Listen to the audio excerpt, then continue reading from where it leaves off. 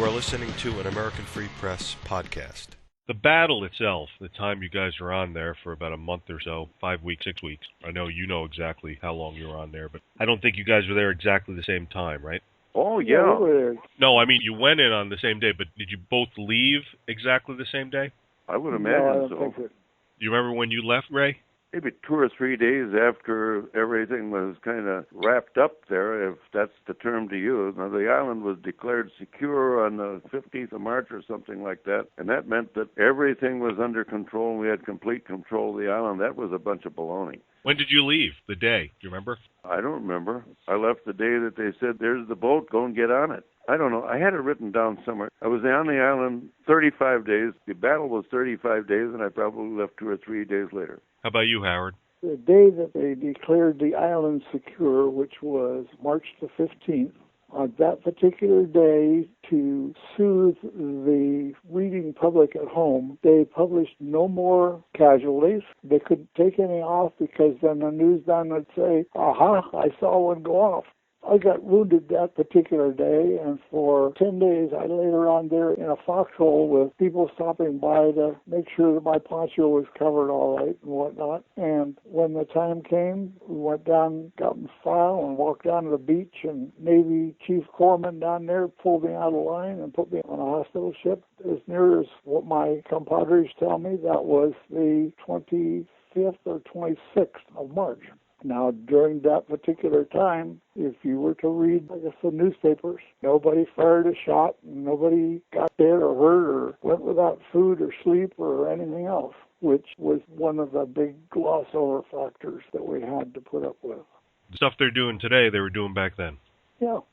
Yeah, that just happened. That was in the news recently, that the commanders in Afghanistan were not going to release detailed information about casualties. And I guess, again, it has to do with, as you mentioned in the book, the public's patience was wearing thin. And so I guess they had to manipulate the media, which, again, they do it all the time. They're doing it right now as we speak. I wanted to talk about the actual battle that you both went through. And I want to look at page 23, where you say, Howard, that everything I saw for the next few hours is still plainly visible if I close my eyes, as clear to me after 60 years, of course you wrote this in 89-90, as it was at the instant it happened. Time will never dull these scenes, nor will I ever be able to erase them from my mind's eye. Is that still the way it is now?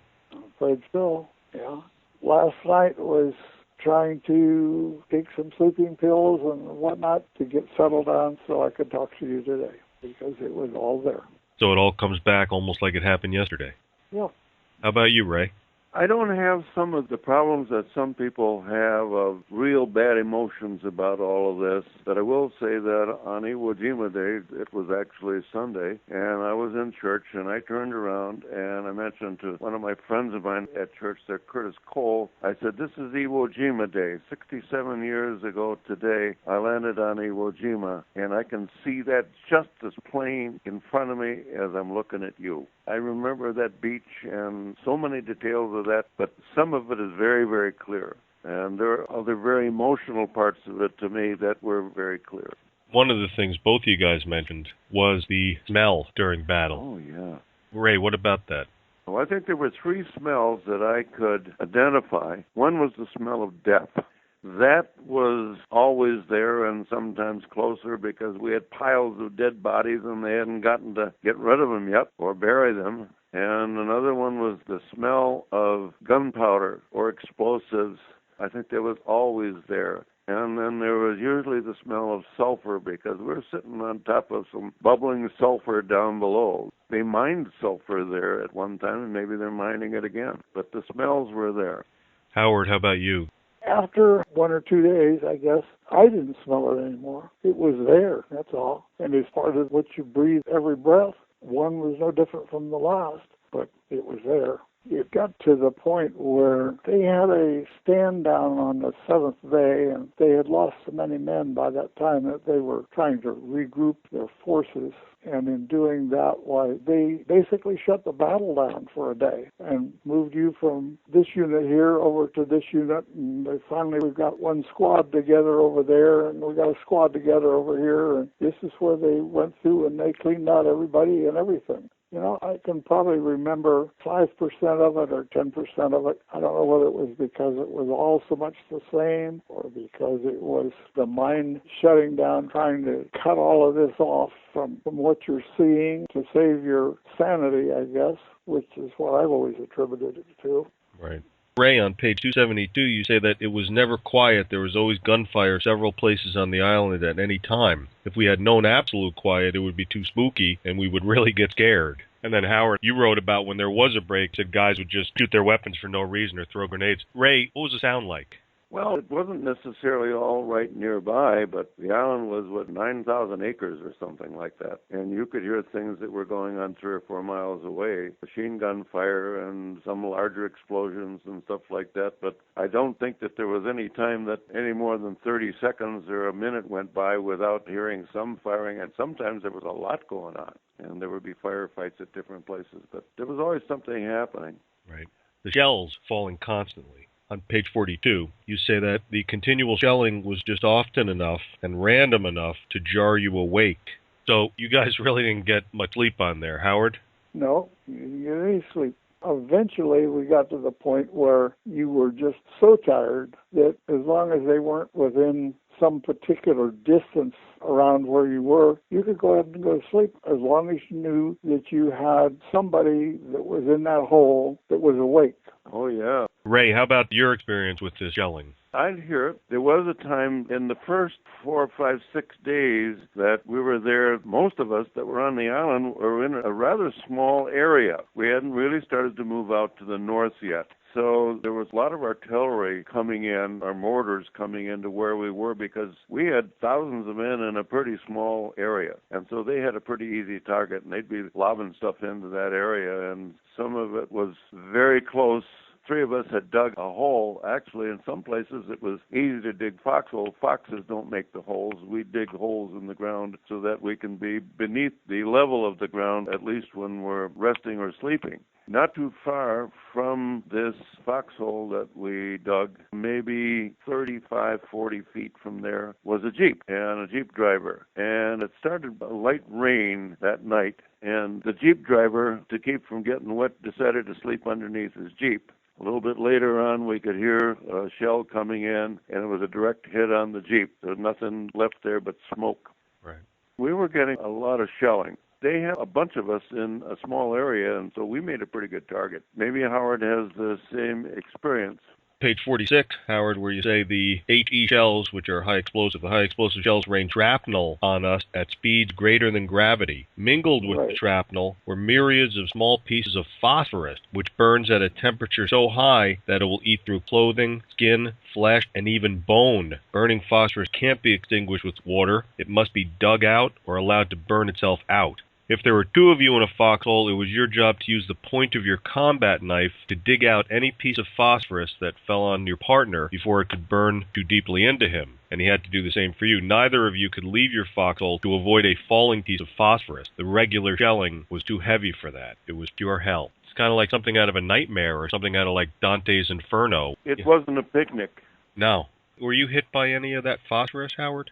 No, I wasn't hit by phosphorus. I was hit during that particular time that they were doing that. Some guy up there had a pattern worked out, and he was firing 49 shells, 7 up and 7 back and down, and he worked on that all night long. And once the phosphorus started in the morning, he dropped a mortar shell a foot off of my foot, jammed my knee up into my chest.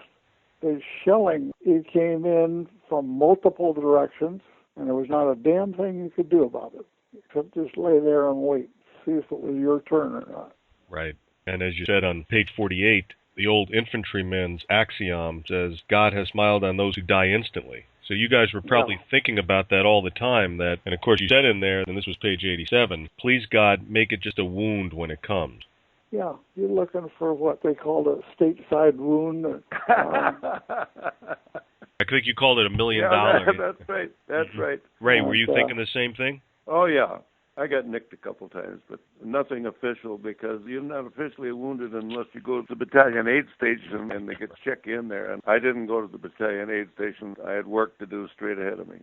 There were no doctors up where we were. Right. We only had corpsmen. If you got wounded, the corpsman had to tag you and you were taken back to the aid station. And there, a doctor could assess what was wrong with you, and you officially became a casualty. Otherwise, even if the corpsman tagged you and couldn't get you out of where you were up there, you were not a casualty. You did not get your Purple Heart. So you look around up there in the later stages of this, and I think every infantryman up there was bandaged.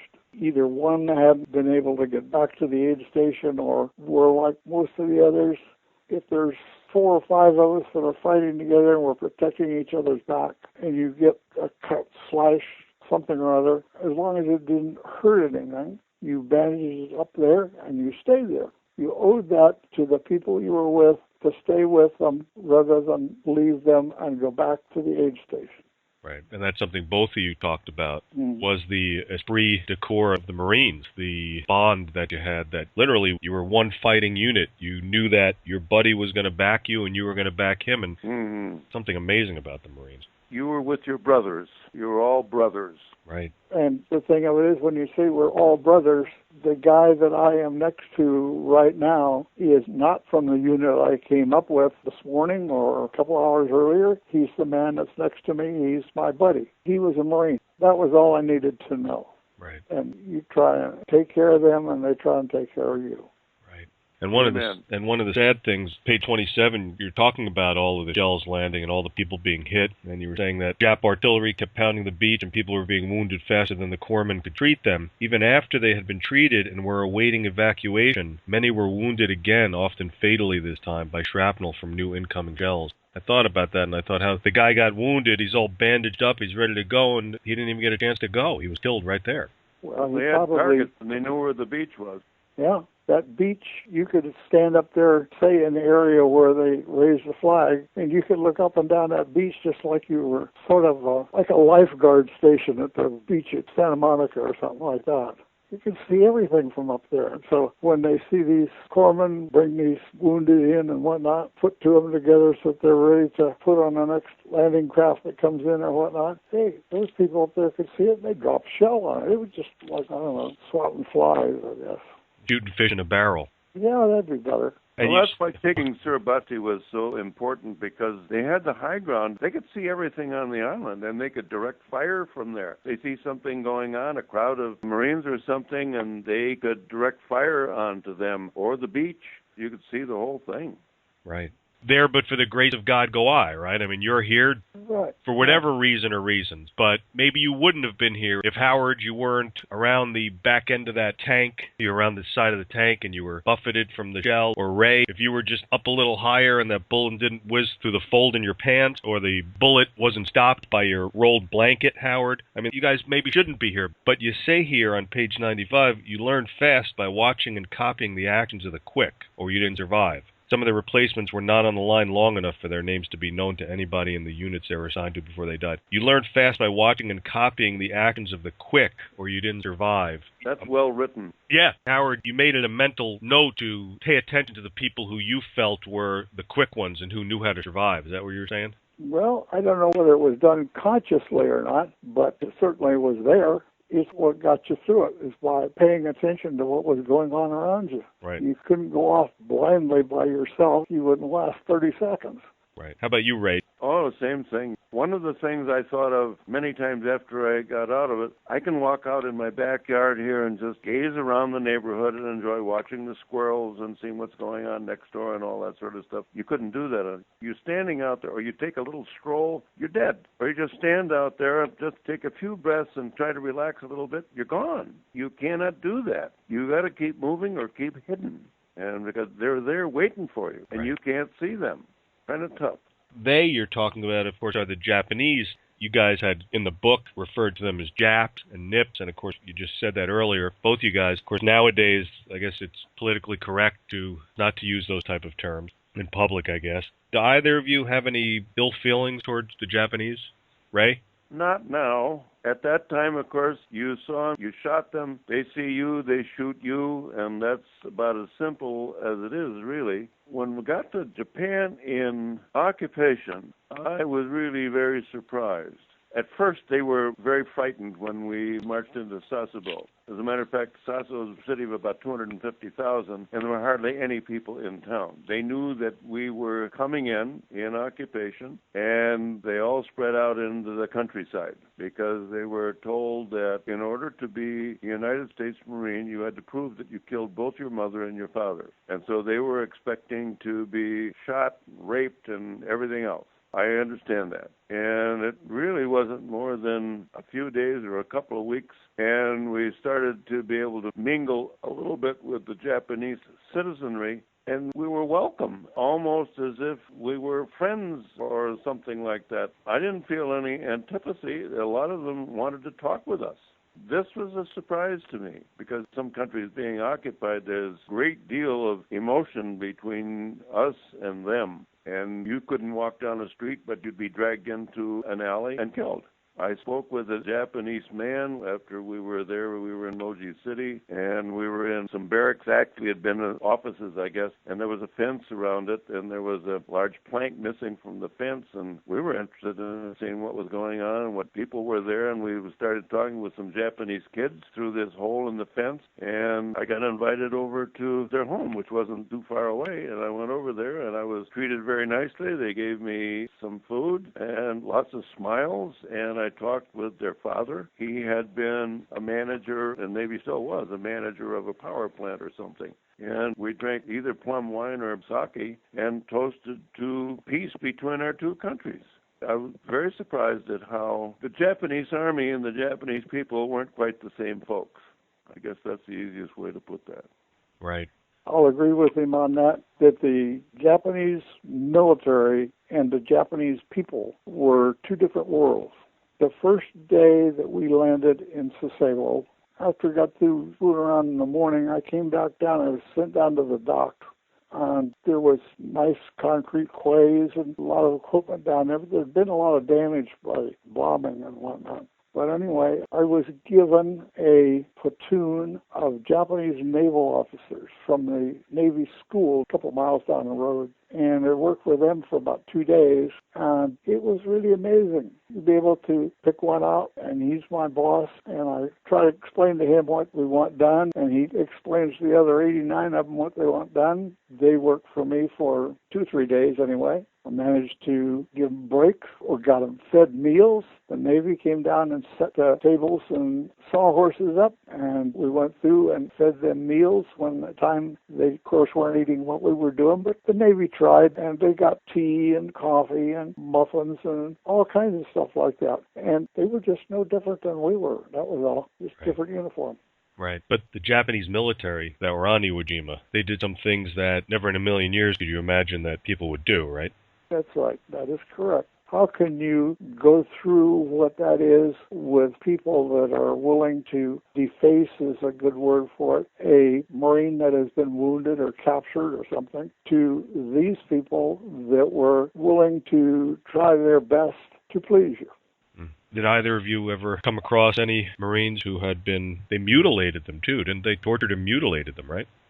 That's what I heard, but I don't think I saw any or talked with any that had this done. I know it was going on, and as a matter of fact, just to kind of help keep the record straight, I had known that sometime in the war, maybe our Marines or soldiers had sometimes mutilated a Japanese and sent him back howling to his own lines, and this is sort of in retaliation. We weren't always perfectly saintly. I'm not trying to excuse anybody. I'm just trying to say that emotions were running high. Yeah, emotions were running high is the better word for it.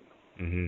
And on page 135, you say that a despicable but more effective Jap trick was to act like a wounded Marine pleading for help in the dark. They would call out in the night. To try to lure one of you guys out there. Yes, yes. And it happened a couple times before you wised up to it, right? Many times. The Japanese could speak better English than a lot of the Southerners we had in our troops. So, I remember reading that from, I think you said from Alabama or Georgia or something like that. Yeah, I remember that. I spoke of myself as a spare part, and that's what I was. I was available for anything that they needed done that I could do. But even though I was an armorer category or specialist, I think 90% of the time in camp, I was out there practicing with a line company and with a rifle platoon. And on Iwo Jima, I had a few special assignments, but I'd say that probably with the exception of a couple of days or a few hours, I was a rifleman with one outfit or another, and if some of these outfits got all shot up, I was a replacement. But I knew more than a lot of the replacements that came in knew, because I'd had the training. But I was a rifleman, and I enjoyed being a rifleman and be part of a team. I would be part of different teams at different times, but it was all the same thing. They're your brothers. They're trying to keep you alive, and you're trying to keep them alive. Exactly. Talking about weapons, of course, you were the armorer. You preferred the Springfield 03 over the M1 Garand? Yes.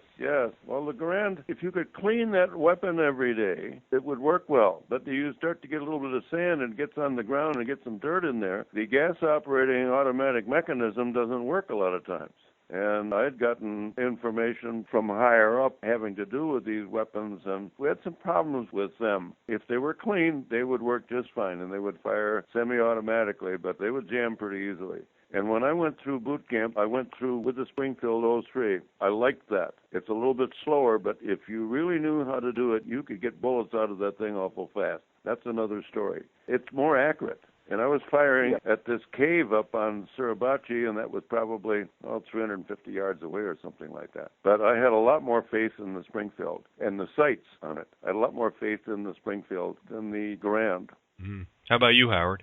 Once we went into the demolition business, we were able to outfit ourselves any way that we wanted, and you could get it. And the thing that we ended up that we really preferred was the BAR, the Browning Automatic Rifle. Slow firing, but accurate. It outdid the 03 in accuracy. It was heavy to carry and whatnot, but boy, if you had one there with you, they were a nice piece of equipment to have with you. Mm-hmm. One thing you haven't brought up, one of the first things that people ask me if we get to talking about something like this is, were you afraid? And anybody that says he wasn't afraid was drunk. I remember how I felt, and I think each man handles this in his own way. Some of them can't handle that, and they go kind of nuts. But when people talk to me about this, here's what I tell them. I say, remember when you were in high school, and this could apply to girls as well as boys, and you say, Dad, I want to go to the basketball game tonight, and he said, okay, be home at 11:30. I said, all right, I'll be home at 11:30. And 2 o'clock in the morning, I'm walking up to the front of my house, kind of hoping that Dad's asleep somewhere, and the living room is ablaze with lights, and I walk in, and there's my dad sitting there waiting for me. And you get this feeling. He doesn't even have to say anything. You get this feeling of fear. Fear. You don't even know what the hell you're afraid of.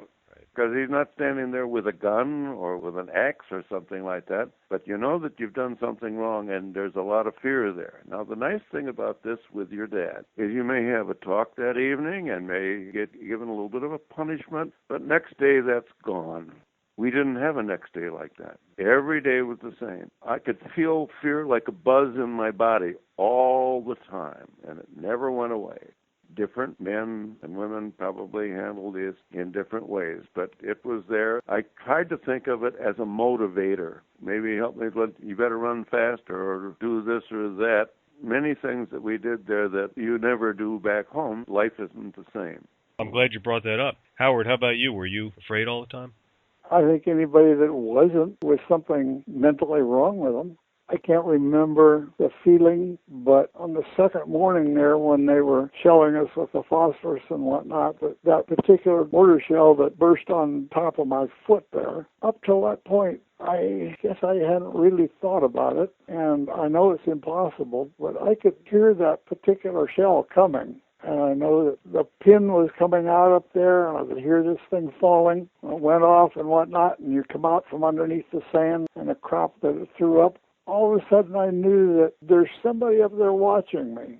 Well, if I help them, they'll help me.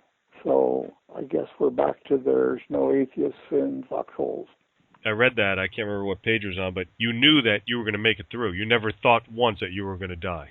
No. I think maybe I found out a lot more about how fear felt for me about 5 days after I got off the island. My body just buzzed all the time, and that was fear. We got on a ship, and we were going back to Hawaii, and we weren't anywhere near as crowded as we were when we came over, where they had 5 layers of bunks down in the hold. We had plenty of room on this ship, and we were out on the deck of this Navy ship, and maybe 3 or 4 days after we were off the island, and everybody is just starting to relax a little bit and enjoy the sunshine, and there were no formations and nothing we had to do, and I guess I got a hold of a couple of cigars somewhere, and I'm enjoying the cigar and the sunshine and the sea, and all of a sudden, the loudest damn noise I had ever heard. We were on the stern of the ship, and they had a 5-inch gun there on the stern of the ship, and they were going to have some gun practice, and they hadn't announced this. And we're all just starting to get back to normal, and wham, there were guys trying to dig in the steel deck, some of them about ready to jump overboard, and some of them looking to get away anywhere as fast as they could, and everybody was all scared again. And it kind of let us know how things were different, or at least starting to get different again. That was quite an experience.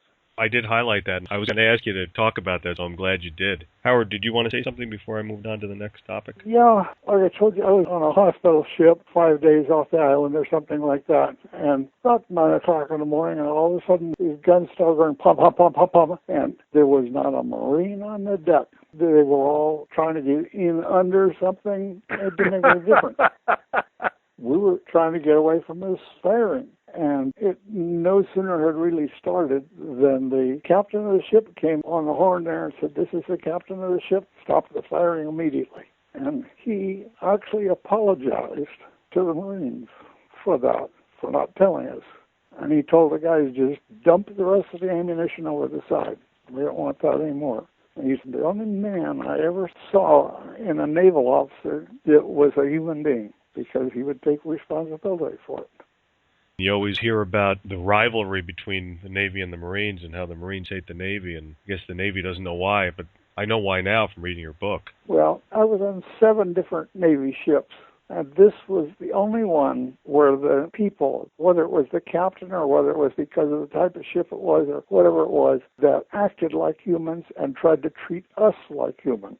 All of these ships, the people on them, officers and enlisted men, were going by the same old bullshit that we had put up with in boot camp, that the Navy and the Army were this and the blah, blah, blah, and that the Marines were superior. And this carried through in every place we went and everything we did. And like I say, this particular captain was the only man that was able to act like a man and apologize for that particular firing and the trouble he caused the people and his passengers.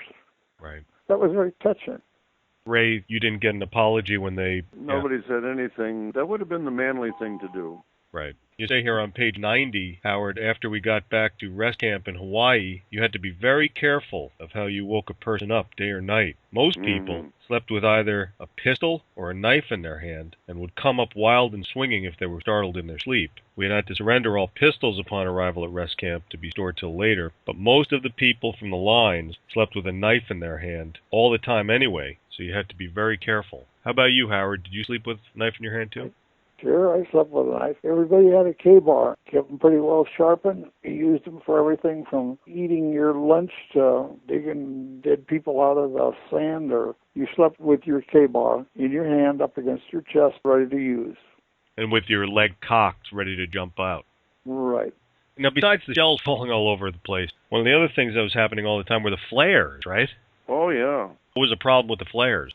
I have a story that is in the book, and it has to do with flares. And, of course, we would kid about the fact that the flares came down with little parachutes, and the parachutes were probably made of silk or something like that. And we would joke about the fact that we had steam-heated foxholes, because a lot of them were. You could dig down a couple feet, and it's hot. And also that we had silk toilet paper to use for when we needed to use it, because we had these little parachutes from the flares around. But that's not the flare story I want to tell. That's a good flare story, though, because it said on page 252, these hankies were all around and found many uses. Yeah, you could use them for whatever you needed. In the last 3 or 4 days of the battle, and this was up near the Gorge, I was on a sort of a kind of semicircular, very low ridge, but it was a ridge. And in front of us was a flat area like a field, and maybe 2 or 3 times the size of a football stadium or something like that. And diagonally across was where the gorge was. And that was as close as I ever got to the gorge, and I was probably 200 yards from the gorge. But out in front of us was this large field. It was quite flat. And the demolition guys had set trip flares all over this field, which meant that if any Japanese, or us for that matter, well, we weren't going to be going out there. We knew there were trip flares out there. Any Japanese soldiers were moving out there or tried to get through, they would hit one of the wires of the trip flares and a flare would go up. So then you knew that they were out there. So we were watching out there, one of the 2 or 3 of us in that foxhole, all night long looking out there because there was an easy place for the Japanese to get around, except that maybe they knew about the trip flares too. I don't know. But we would look out there, and it wasn't too long. We could see Japanese soldiers out there. Now, these were figments of our imagination because there were Navy ships out there that were firing big flares, and sometimes a half a dozen or a dozen at a time, and I would see Japanese crawling out there, and I knew that that couldn't be because the trip flares would have gone up. And then all of a sudden, these naval flares went off, and the sky lit up like noon, and there was no one out there. And that happened many times. And I asked some of the other guys, did they say, yeah, they saw him out there too. Incredible what your mind can do. Howard, what about your experience with flares? I wouldn't say it was pleasant because that's what the trouble was, that for every Jap that you saw moving when the flare was out there, there was probably 25 you saw that weren't there. So you couldn't go to sleep. You had to stay awake, find out whether whatever it was you saw was an actual or whether it was something that you were just seeing that your mind was making up. Your mind can make anything move out there at night. Didn't they also illuminate everything and then you lost your vision for a while? Also, what you tried to do, it was supposed to be 2 of you in a foxhole. One of you would watch when the flare is in the air, and the other one would bend his head down and hide it under his helmet. And as soon as the flare would start to go out, you'd tap him on the shoulder, and he would be up for the darkness, and you'd try and lay down and cover your eyes and wait for the next flare, so that we had somebody watching all the time.